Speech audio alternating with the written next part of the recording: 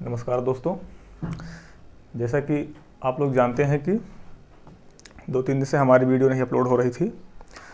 तो किसी कारणवश वो वीडियो हमारी मतलब कि जो बायो की वीडियो थी नहीं अपलोड हो पा रही थी आपको, लेकिन हिंदी और रीजनिंग की वीडियो रेगुलरली मिल रही थी। तो हमने आपको बायो के अंतर्गत हमने आपको ब्रेन पढ़ाया था। बायो के अंतर्गत हमने क्या स्टार्ट किया था? ब्रेन स्टार्ट किया था। तो हमने ब्रेन को कम्प्लीटली उसे मतलब कि फाइनली कंप्लीट कर लिया था। तो आइए जो हमारा आज का जो नेक्स्ट टॉपिक है वो क्या है? वो ग्लैंड्स है। तो देखिए वास्तव में ग्लैंड होता क्या है, मतलब ग्लैंड कहते किसको हैं? तो जो ग्लैंड होता है हम इसको वाटर टैंक से रिलेट कर सकते हैं। किससे रिलेट कर सकते हैं? Relate to water tank. अब आप लोग जानते हो वाटर टैंक क्या होता है? वाटर टैंक यानी कि पानी की टंकी। पानी की टंकी मतलब पानी की टंकी वास्तव में होता क्या है? जैसे पानी की टंकी जो होता है हम अपने अकॉर्डिंग उसमें पानी स्टोर करके रखते हैं। तो हमको जैसे आवश्यकता होती है हम उसमें से पानी क्या करते हैं, अपने एब्जॉर्प्शन के अकॉर्डिंग हम उसमें पानी प्राप्त कर लेते हैं। तो उसी तरीके से जो हमारा ग्लैंड्स होता है, हमारी ग्रंथि होती है, इसमें भी क्या होते हैं? इसमें भी क्या होते हैं? केमिकल होते हैं। इसमें क्या होते हैं? केमिकल होते हैं, जिसे रसायन कहा जाता है। तो देखिए जो वाटर टैंक होता है उससे तो हम पानी अपनी इच्छा के अनुसार, हमको कितना पानी चाहिए कितना नहीं चाहिए, हम अपनी इच्छा के अनुसार उसमें से पानी को निकाल लेते हैं। लेकिन ये जो केमिकल मतलब कि जो ग्रंथियां होती हैं इसमें भी क्या भरा हुआ रहता है? रसायन भरा रहता है, केमिकल भरा रहता है। तो हमारी जो ग्रंथियां होती हैं ये उसी केमिकल का क्या करती हैं? श्रवण करती हैं। तो हमारी बॉडी को जिस प्रकार से मतलब कि जैसे जैसे आवश्यकता होती है, जिस मतलब कि ग्रंथि से जिस केमिकल की आवश्यकता होती है वह उसी तरीके से उसको क्या करता है? वो धीरे धीरे मतलब कि रिलीज करता है। तो देखिए जो ग्लैंड्स होती हैं, वो ग्रंथियां होती हैं, वो कितने प्रकार की होती हैं? तो जो हमारी ग्रंथियां होती हैं वो 2 प्रकार की होती हैं। एक तो होता है एक्सोक्राइन,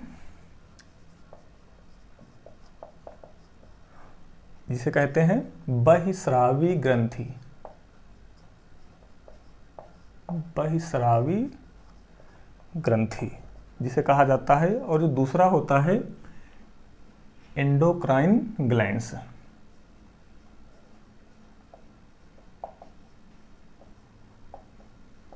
एंडोक्राइन ग्लैंड्स जिसे हिंदी में कहा जाता है अंतःस्रावी ग्रंथि कहा जाता है। तो ये देखिए बहिस्रावी ग्रंथि किसे कहा जाता है, अंतःस्रावी ग्रंथि किसे कहा जाता है, इसे समझना मतलब कि ये बहुत ज़रूरी होता है कि हम किसे कहेंगे बहिस्रावी और किसे कहेंगे अंतःस्रावी।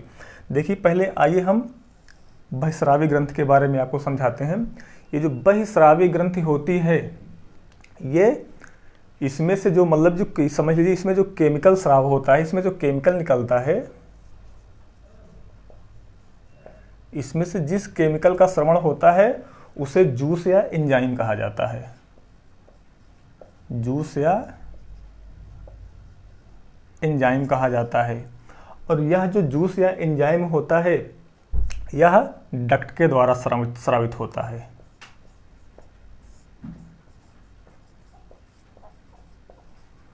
ये क्या होते हैं? नली युक्त होते हैं। कहने का मतलब कि जो बहिस्रावी ग्रंथियां जितने प्रकार की हमारे शरीर में पाई जाएंगी उसमें जो केमिकल बनता है वह केमिकल या तो शरीर के बाहर स्रावित होगा या शरीर के अंदर ही स्रावित होगा। लेकिन किसके माध्यम से स्रावित होगा? यह डक्ट के माध्यम से स्रावित होगा, नली के माध्यम से स्रावित होगा। तो जैसे इसमें समझ लीजिए जैसे कुछ ग्रंथियां हैं, जैसे श्वेत ग्रंथि हो गई। श्वेत ग्रंथि हो गई। ये जो श्वेत ग्रंथि होती है इससे क्या निकलता है? इससे पसीना निकलता है। इससे क्या निकलता है? इससे पसीना निकलता है। तो ये किस में आ जाएगी? बहिस्रावी ग्रंथि में आएगी। तो मतलब जो पसीना होता है वह हमारी बॉडी के बाहर बनता है कि बॉडी के अंदर बनता है? तो जो पसीना होता है वह हमारी बॉडी के अंदर बनता है, लेकिन वह नली के द्वारा कहाँ पे स्रावित होता है? बॉडी के बाहर स्रावित होता है। और दूसरा देख लीजिए, जो हमारी लैक्रिमल ग्रंथि होती है, लैक्रिमल ग्लैंड्स, जिसे अश्रु ग्रंथि कहा जाता है, अश्रु ग्रंथि कहा जाता है। तो कहने का मतलब कि ये जो अश्रु ग्रंथि है, इससे क्या स्रावित होता है? तो इससे जो हमारी आंसू होते हैं वो आंसू निकलते हैं। वो किससे निकलते हैं? लैक्रिमल ग्लैंड से निकलता है। तो ये पूछा जाता है कि जो लैक्रिमल ग्रंथि होती है इसका लोकेशन कहाँ पर होता है? ये कहाँ पर स्थित होती है? तो ये हमारी आंखों के पीछे स्थित होती है। कहाँ पर होती है? यह आंखों के पीछे, या इसका लोकेशन कहाँ होता है? हमारी आंखों के पीछे होता है। और जो तीसरा है दुग्ध ग्रंथि, दुग्ध ग्रंथि जिसे माइमरी ग्लैंड्स कहा जाता है, माइमरी ग्लैंड्स कहा जाता है। ये कौन सी हो गई? दुग्ध ग्रंथि हो गई। और जो चौथा हमारा है, वह तैलीय ग्रंथि हो गई, तैलीय ग्रंथि। देखिए, जो तैलीय ग्रंथि होती है, जैसे आप जब सुबह के टाइम सो के उठते हो तो आपके चेहरे पर क्या होता है? तैलीय टाइप रहता है। तो क्या वह जो आपके चेहरे पर तैलीय टाइप दिखता है, क्या वह कोई रात में आके लगा के चला जाता है, या आप स्वयं मतलब अनजाने में लगा लेते हो? तो ऐसा नहीं होता है। ये जो हमारी तैलीय ग्रंथि होती है, इससे क्या निकलता है? मतलब कि ऑयल निकलता है। और यह कौन सी ग्रंथि होती है? इसे बहिस्रावी ग्रंथि कहा जाता है। तो कहने का मतलब तैलीय ग्रंथि से जो ऑयल होता है वह हमारी बॉडी के बाहर निकल आता है। तो इसे क्या कहा जाता है? तैलीय ग्रंथि कहा जाता है। पांचवा देख लीजिए, लार ग्रंथि, लार ग्रंथि। अब आप ये बताइए, जो लार ग्रंथि होती है इससे क्या स्रावित होता है? तो लार ग्रंथि से लार, सलाइवा स्रावित होता है। तो अब बताइए, सलाइवा जो होता है, जो लार होता है, वह बॉडी के अंदर स्रावित होता है या बॉडी के बाहर स्रावित होता है? तो ये बॉडी के अंदर स्रावित होता है। लार कहाँ पर आता है? हमारे मुख में ही तो आता है लार। जो लार ग्रंथियाँ होती हैं हमारे इसी जबड़े के पीछे, दोनों जबड़े के पीछे कान के नीचे पाई जाती हैं। इसे क्या कहा जाता है? लार ग्रंथि कहा जाता है। तो इससे क्या स्रावित होता है? लार स्रावित होता है। यह बॉडी के अंदर, कहने का मतलब हमारे मुख में स्रावित होता है। और देख लीजिए 6 नंबर पे आ जाइए, लीवर, जिसे यकृत कहा जाता है। अब बताइए, लीवर जो होता है, अभी हम आपको बताएंगे कि जो लीवर होता है वह बहिस्रावी और अंतःस्रावी दोनों होता है, लेकिन ज़्यादातर ये किस में होता है? यह बहिस्रावी में होता है। अब लीवर से हार्मोन भी स्रावित होता है, एंजाइम भी स्रावित होता है। हम जैसे यहाँ पे बताया आपको, केमिकल कौन सा स्रावित होगा, इसमें से जूस और एंजाइम। तो इससे जो लीवर होता है, इससे कौन सा जूस स्रावित होता है? तो इससे लीवर से पित्त रस स्रावित होता है। वह नली के द्वारा हमारे अमाशय में, मतलब कि आंत में आता है, जो हमारे मतलब कि जो वसा वगैरह को पचाने का कार्य करता है। 7 नंबर पे देख लीजिए, पैनक्रियाज, पैनक्रियाज जिसे अग्नाशय कहा जाता है, जिसे क्या कहा जाता है? अग्नाशय कहा जाता है। तो देखिए, आप अग्नाशय को भी पढ़ेंगे, किसमें? दोनों में पढ़ेंगे, बहिस्रावी और अंतःस्रावी दोनों में पढ़ेंगे। लेकिन ये जो हमने मतलब कि अभी हम आपको क्या पढ़ा रहे हैं? एक्सोक्राइन पढ़ा रहे हैं, बहिस्रावी पढ़ा रहे हैं। तो हम अभी इसको, इन दोनों को, लीवर और पैनक्रियाज को किस में लिख रहे हैं? हम बहिस्रावी में लिख रहे हैं। तो हमने आपको लीवर के बारे में बताया कि इससे पित्त रस इससे रिलीज होता है और जो वसा वगैरह को पचाने का कार्य करता है। लेकिन जो पैनक्रियाज होता है, इससे कौन सा जूस निकलता है? इससे पैनक्रियाजिक जूस निकलता है, जो हमारे अमाशय के जस्ट बगल में होता है। तो उसी से क्या निकलता है? पैनक्रियाजिक जूस निकलता है। तो ये सारी ग्रंथियां हो गई, क्या हो गई? वो एक्सोक्राइन या बहिस्रावी ग्रंथियां हो गई। इससे जो केमिकल रिलीज होता है, वह केमिकल, उस केमिकल को क्या कहा जाता है? तो उसे जूस या एंजाइम कहा जाता है। और ये पूछा जाता है कि इससे जो स्रावित होने वाला जो केमिकल होता है वह नली के द्वारा स्रावित होता है या नलिका विहीन, मतलब कि नली युक्त होता है या नलिका विहीन होता है, तो ये नली युक्त होता है, मतलब कि इससे जो केमिकल स्रावित होगा वह नली के द्वारा, मतलब कि हमारे बॉडी के अंदर या बॉडी के बाहर ये स्रावित होगा। तो इसमें हमने आपको बताया श्वेत ग्रंथि, जिससे क्या निकलता है, पसीना निकलता है। लैक्रिमल ग्लैंड हो गया, अश्रु ग्रंथि जिसे कहा जाता है। तो ये क्वेश्चन कई बार पूछा गया है कि जो हमारा जो लैक्रिमल ग्लैंड्स है, अश्रु ग्रंथि है, उसका लोकेशन कहाँ पर होता है, वह कहाँ पर स्थित होती है, तो ये हमारे आंखों के पीछे होता है। दुग्ध ग्रंथियां हो गई, मेमोरी ग्लैंड्स जिसे कहा जाता है। तैलीय ग्रंथियां हो गई, जो हमारे मतलब कि आप सोकर सुबह उठते हो तो चेहरे पर ऑयल सा लगा रहता है, तो उससे क्या निकलता है, तैलीय, मतलब उससे ऑयल निकलता है, किससे, तैलीय ग्रंथि से। लार ग्रंथि हो गई, हमारे मुख में जो होती है, तो ये मतलब ये तो शरीर के अंदर स्रावित करेगी, मुख में स्रावित करेगी। और जो हमने आपको यहाँ पे दो लिखा, लीवर और पैनक्रियाज, तो ये अंतःस्रावी और बहिस्रावी दोनों में आती हैं। तो अभी हम क्या पढ़ा रहे हैं आपको, एक्सोक्राइन या बहिस्रावी पढ़ा रहे हैं, तो हम इसको किस में लिख देंगे, हम इसको बहिस्रावी में लिख देंगे। तो ये आपकी क्या हो गई, एक्सोक्राइन या अंतःस्रावी ग्रंथियां ये हो गई। तो आइए अब हम देखते हैं ये एंडोक्राइन ग्लैंड्स के बारे में। तो एंडोक्राइन जो ग्लैंड्स होती हैं, हाँ, तो हम आपको मतलब ये बहिस्रावी ग्रंथि के बारे में आपको बता चुके हैं। आइए अब देखते हैं अंतःस्रावी ग्रंथि के बारे में। देखिए, हमने आपको थोड़ी सी चीज़ें यहाँ पे जस्ट इसी के अपोजिट चलना पड़ेगा। जैसे हमने यहाँ पे आपको बताया था कि ये डक्ट मतलब कि नली युक्त होती है, मतलब इसके निकलने वाला जो केमिकल होता है वह नली के द्वारा मतलब स्रावित होता है। तो इसमें जो हमने आपको लिखा है एंडोक्राइन ग्लैंड्स, अंतःस्रावी ग्रंथि, इससे जो निकलने वाला केमिकल होता है, इससे जो निकलने वाला केमिकल होता है वो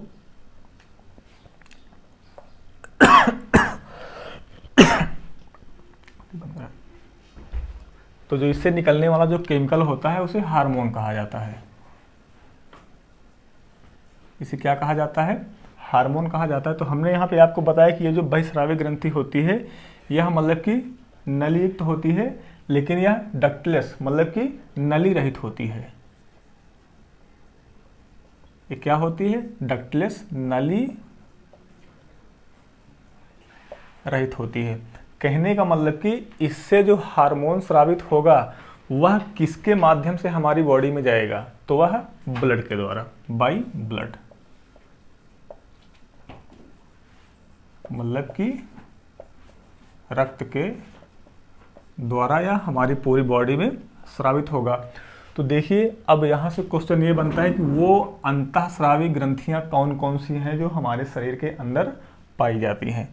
तो आइए अब हम इसके बारे में थोड़ा सा देख लेते हैं, ये हमारी अंतःस्रावी ग्रंथियां कौन कौन सी हैं।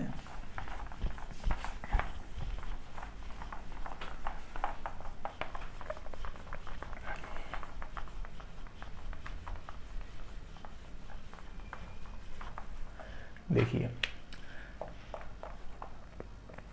जो पहली ग्रंथि है वह, पहले तो ये देख लीजिए कितने मतलब कितनी होती हैं। तो ये टोटल जो ग्लैंड्स होती हैं, टोटल ग्लैंड्स कितनी होती हैं, ये 9 होती हैं। कौन सी, अंतःस्रावी ग्रंथि के बारे में हम बात कर रहे हैं। तो यहाँ पे आप पहली ग्लैंड देख लीजिए, हाइपोथैलेमस। पहली ग्लैंड कौन सी होती है, हाइपोथैलेमस होती है। दूसरी ग्लैंड कौन सी होती है, पिनियल बॉडी होती है, पिनियल बॉडी होती है।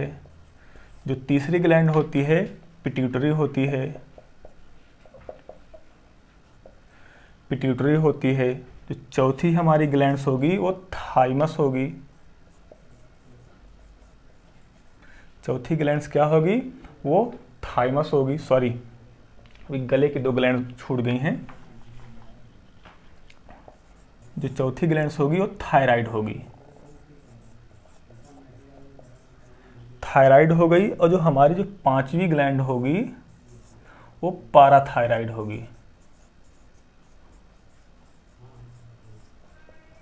5वीं ग्लैंड क्या होगी, पाराथायराइड होगी। और जो हमारी जो छठी ग्लैंड होगी, जो हमारी जो छठी ग्लैंड होगी वो थाइमस होगी। वो क्या होगी? थाइमस होगी। और जो 7वीं ग्लैंड हमारी होगी वो पैनक्रियाज होगी। वो क्या होगी? पैनक्रियाज होगी। और जो हमारी 8वीं ग्लैंड होगी वो एड्रीनल होगी। कौन सी होगी? वो एड्रीनल होगी। और जो 9वीं ग्लैंड हमारी होगी वो गोनैड्स होगी। वो क्या होगी? वो गोनैड्स होगी। तो देखिए अब हम इसको आपको बताते हैं कि ये देखिए हमने क्रम से लिख दिया है। ये जो हाइपोथैलेमस, पिनियल बॉडी और पिट्यूटरी, ये जो तीनों ग्लैंड्स हैं, पूछा जाता है कि ये कहाँ की ग्लैंड्स होती हैं। तो हमने सीधा सीधा पहले मस्तिष्क से स्टार्ट किया था। तो ये जो पिनियल बॉडी है वो कहाँ पर पाई जाती है? ये हमारे मस्तिष्क में पाई जाती है। कहाँ पर पाई जाती है? ये मस्तिष्क में पाई जाती है। ये पिनियल बॉडी हो गई। तो देखिए अब इसमें ये जो थायराइड ग्रंथि है इसका लोकेशन कहाँ होता है? तो ये जो थायराइड ग्रंथि है ये हमारे गले में पाई जाती है। ये कहाँ पाई जाती है? हमारे गले में। दोनों थायराइड एवं पैराथायराइड दोनों कहाँ पाई जाती हैं? ये गले में पाई जाती है। तो यहाँ से आप ये देख लीजिए कि ये जो थायराइड एवं पैराथायराइड है इसमें पूछा जाता है कि इसका आकार कैसा होता है। थायराइड और पैराथायराइड का आकार कैसा होता है? तो ये देखिए जो थायराइड होता है, हम इसको बता दे रहे हैं, ये जो थायराइड होता है ये एच आकार का होता है। ये किसके आकार का होता है? ये एच आकार का होता है। तो इसे एच आकार की ग्रंथि या बटरफ्लाई ग्लैंड्स भी कहा जाता है। बटरफ्लाई ग्लैंड्स भी कहा जाता है। और हमारा देखिए जो पैराथायराइड है इसका लोकेशन कहाँ होता है? तो हमने इसका लोकेशन भी कहाँ बता दिया? गले में बता दिया। थायराइड का लोकेशन भी हमने कहाँ बता दिया? गले में बता दिया। तो ये जो दोनों थायराइड एवं पैराथायराइड होते हैं इन दोनों का लोकेशन गले में होता है। लेकिन जो थायराइड ग्लैंड्स होती है वो एच आकार की होती है या बटरफ्लाई शेप की होती है, इसलिए इसको बटरफ्लाई ग्लैंड्स भी कहा जाता है। और जो पैराथायराइड ग्लैंड्स है इसी हमारे थायराइड ग्लैंड्स के चारों कोनों के पीछे होती है। कहने का मतलब कि हम इसको इस तरीके से लोकेट कर सकते हैं, जो डाट करके हमने लोकेट किया है। ये कौन सी ग्लैंड्स हो गई? पैराथायराइड ग्लैंड्स हो गई। तो पूछा जाता है कि जो गले में हमारी पैराथायराइड ग्लैंड्स होती है वह कहाँ पर पाई जाती है? तो वह थायराइड ग्लैंड के चारों कोनों के पीछे पाई जाती है। तो ये हमने इसका शेप बता दिया। अब देखिए 2 क्वेश्चन यहाँ से भी समझ लीजिए, पिनियल बॉडी से और पिट्यूटरी ग्लैंड से। हमेशा आपका क्वेश्चन पूछा जाता है कि सबसे छोटी ग्लैंड कौन सी होती है? सबसे छोटी ग्लैंड्स कौन सी होती है? तो आप हमेशा लगाते हो आंसर किसका? पिट्यूटरी ग्लैंड्स का। लेकिन ये क्या होता है? ये पिनियल बॉडी पिट्यूटरी से भी छोटी होती है। पहले नंबर पे किसका आएगा? पिनियल बॉडी का आएगा स्थान, उसके बाद किसका आएगा? पिट्यूटरी का स्थान आएगा। क्योंकि जो पिनियल बॉडी होती है वह चावल के दाने के आकार की होती है और जो हमारा पिट्यूटरी ग्लैंड्स है वो मटर के दाने के आकार की होती है। तो अब आप ये बताइए कि कौन सा छोटा हुआ? पिनियल बॉडी छोटी हुई कि पिट्यूटरी छोटी हुई? तो आपका आंसर क्या हो जाएगा? सॉरी, आपका आंसर क्या होगा? पिनियल बॉडी छोटी हुई। लेकिन ये ज़्यादातर एग्जामों में पिट्यूटरी क्यों सही माना जाता है? पिट्यूटरी को इसलिए सही माना जाता है क्योंकि पिनियल बॉडी अभी तक कभी ऑप्शन में आया ही नहीं है। यदि आपका ऑप्शन में दोनों आ जाता है, पिनियल बॉडी और पिट्यूटरी ग्लैंड्स दोनों आ जाता है, तो आप किसको सही करेंगे? पिनियल बॉडी को सही करेंगे। अगर मान लीजिए पिट्यूटरी अकेले है तो आप किसको सही करेंगे? इस पिट्यूटरी को सही करेंगे। तो यहाँ से आपकी ये 5 ग्लैंड्स हो गई। अब आइए देखते हैं ये थाइमस। तो ये जो हमारी थाइमस होती है इसका लोकेशन कहाँ होता है? थाइमस का जो लोकेशन होता है वह हमारे चेस्ट कैविटी में होता है। चेस्ट कैविटी में होता है जिसे छाती गुहा कहा जाता है। छाती गुहा कहा जाता है। और ये पूछा जाता है कि थाइमस ग्लैंड्स है वह किसके पास पाई जाती है। तो ये आपका यहाँ से दो तरीके से क्वेश्चन पूछेगा, या तो आपका ऑप्शन दे देगा कि हृदय के पास पाई जाती है, या सर्कुलेटरी सिस्टम के पास पाई जाती है, या परिसंचरण तंत्र के पास पाई जाती है। तो ये कहाँ पर पाई जाती है?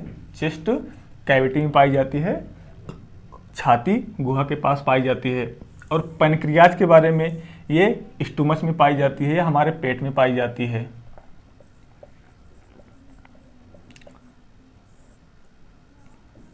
ये हमारे स्टोमच में पाई जाती है, लेकिन स्टोमच में तो पाई जाती है, पेट में तो पाई जाती है, लेकिन उसका जो लोकेशन है उसे क्या कहा जाता है? तो ये एब्डोमिनल कैविटी होता है। इसे क्या कहा जाता है? एब्डोमिनल कैविटी कहा जाता है, या उदर गुहा कहा जाता है। तो ये आपका कौन सा होगा? हो गया ये पैनक्रियाज हो गया। अब देखिए एड्रीनल ग्लैंड्स के बारे में देख लीजिए। जो एड्रीनल ग्लैंड्स का जो लोकेशन होता है, हमारी जो किडनी होती है,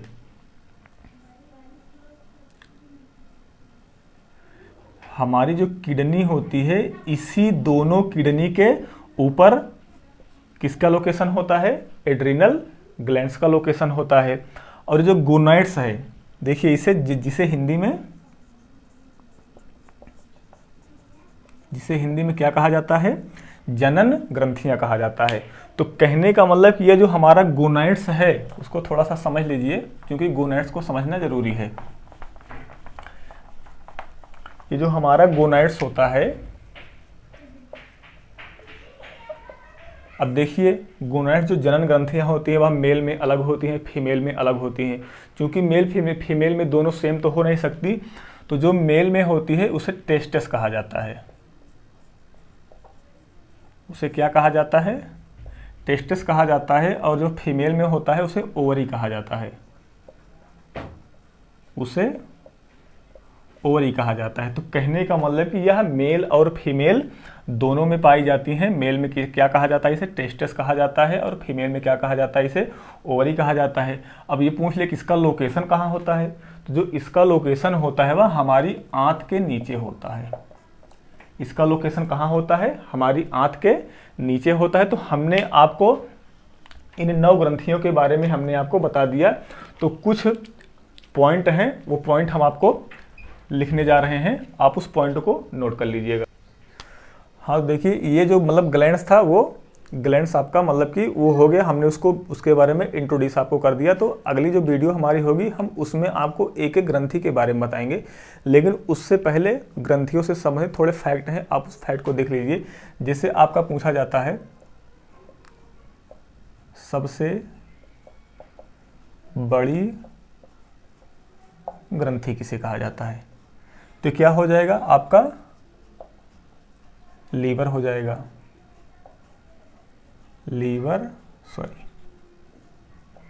लीवर या इसी क्या कहा जाता है? यकृत कहा जाता है। तो ये आपकी सबसे बड़ी ग्रंथि हो गई। लेकिन इसी से संबंधित एक क्वेश्चन और बनता है कि आपका सबसे बड़ा अंग कौन सा है? शरीर का सबसे बड़ा अंग किसे कहा जाता है? तो शरीर का जो सबसे बड़ा अंग होता है वह त्वचा होती है। सबसे बड़ा अंग किसे कहा जाता है? त्वचा को कहा जाता है। लगभग यह 7 किलोग्राम के आसपास होता है। और तीसरा पॉइंट जो आपका होगा, पूछा जाता है कि सबसे लंबा अंग। देखिए सबसे बड़ा और सबसे लंबा। तो जो सबसे लंबा अंग होता है उसे क्या कहा जाता है? हमारी जो छोटी आंत होती है, जो छोटी आंत है वह हमारे शरीर की मतलब हमारे शरीर का सबसे लंबा अंग है। और आपका तीसरा पॉइंट है, जैसे हमने अभी आपको थाइमस ग्रंथि के बारे में बताया था जो सीने में पाई जाती है, हमने आपको वहाँ भी बताया था कि अगर आपका पूछ ले कि सर्कुलेटरी सिस्टम के पास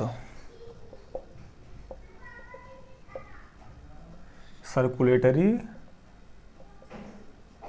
सिस्टम के पास या परिसंचरण तंत्र के पास कौन सी ग्रंथि पाई जाती है? तो आपका आंसर क्या हो जाएगा? आपका आंसर थाइमस हो जाएगा। ये सर्कुलेटरी सिस्टम के पास पाई जाती है। और अगला, अगर आपका ये पूछ ले कि उत्सर्जन तंत्र के पास, उत्सर्जन तंत्र के पास कौन सी ग्रंथि पाई जाती है? तो पहले तो आपको पता होना चाहिए कि उत्सर्जन तंत्र किसे कहा जाता है। तो उत्सर्जन तंत्र हमने अभी आपको बताया था, जो हमने बताया था कि किडनी मतलब कि एड्रीनल ग्रंथि हमने बताया था। हमने अभी आपको एड्रीनल ग्रंथि बताया था, तो हमने बताया था कि यह दोनों किडनी के ऊपर पाई जाती है। तो हमारी किडनी क्या हो गई? उत्सर्जन तंत्र हो गई। तो उत्सर्जन तंत्र के पास कौन सी ग्रंथि पाई जाती है? एड्रीनल ग्लैंड्स पाई जाती है। तो आपका ये क्वेश्चन हो गया। अब क्वेश्चन आता है कि तंत्रिका तंत्र के पास कौन सी ग्रंथि पाई जाती है? नर्वस सिस्टम या तंत्रिका तंत्र के पास कौन सी ग्रंथि पाई जाती है? तो आपका आंसर क्या होगा? तो तंत्रिका तंत्र वास्तव में कहते किसको हैं? तो जो हमारा ब्रेन है पूरा तंत्रिका तंत्र उसी से रिलेट होता है। तो हमने मस्तिष्क में आपको 3 ग्रंथियां बताई थी, वो आपको याद होंगी। हाइपोथैलेमस, दूसरा पिनियल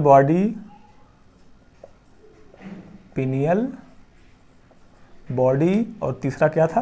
पिट्यूटरी था। तीसरा क्या था? ये पिट्यूटरी था। तो तंत्रिका तंत्र के पास कौन सी ग्रंथि पाई जाएगी? तो ये आपका हाइपोथैलेमस, पिनियल बॉडी और ये पिट्यूटरी ग्लैंड्स हो जाएगी। तो हमने यहीं पर आप एक चीज़ ये क्लियर कर लीजिए। देखिए, ये पिट्यूटरी हो गई, ये पिनियल बॉडी हो गई।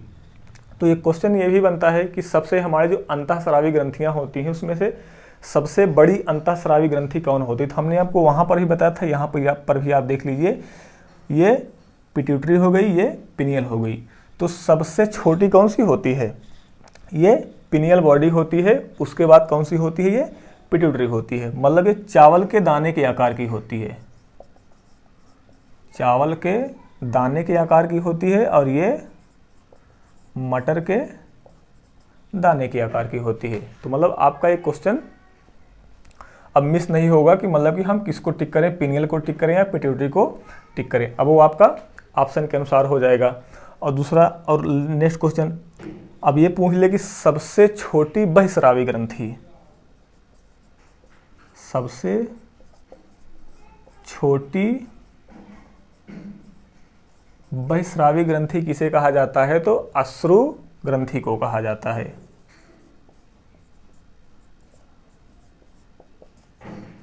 किसे कहा जाता है? अश्रु ग्रंथि को कहा जाता है। तो ये आपके कुछ मतलब कि इंपॉर्टेंट क्वेश्चन हैं, आप इसको नोट कर लीजिए। तो अब अगली क्लास जो हम आपके पास लेकर आएंगे उसमें हम सारे ग्रंथियों के बारे में उसको हम डिस्क्राइब करेंगे। तो आप मतलब कि ये वीडियो हमारा कैसा लगा उसको आप कमेंट सेक्शन में जाके कमेंट जरूर करिएगा, और लाइक, सब्सक्राइब और शेयर जरूर करिएगा। Thank you, bye bye.